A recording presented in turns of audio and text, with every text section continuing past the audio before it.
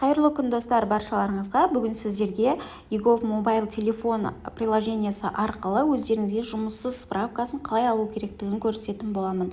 Бұл видео сіздерге пайдалы болады деп ойлаймын. Менің арнама тіркеліп, лайк бас, комментарий қолдап кетіңіздер.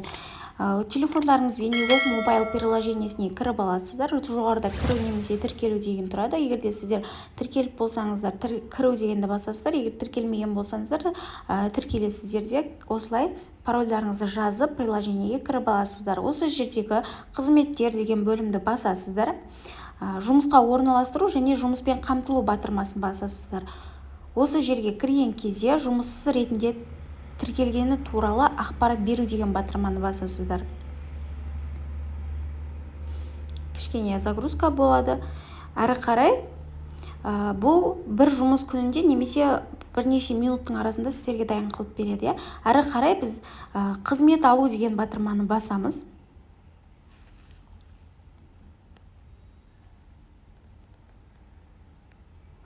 Парольдарыңызды жазасыздар. Міне сіздерге бір жұмыс күнінде құжаттарыңызды дайын қылып береді, немесе бірнеше минуттың ішінде дайын қылып береді. Жоғарыда тұрған стрелканы обновить етуді басасыздар. Обновить етсеңіздер, міне сіздерге құжаттарыңызды дайын қылып берді.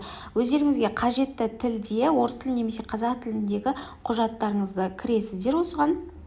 Және бұл жерде өздеріңіздің телефондарыңызға көшіріп алу үшін жоғарыда тұрған мына жердегі стрелканы басасыздар да жоғарыға төменге қарай түсесіздер. Сохранить файл дегенді басып, өздеріңіз осылай құжатты телефондарыңызға жүктеп алсаңыздар болады.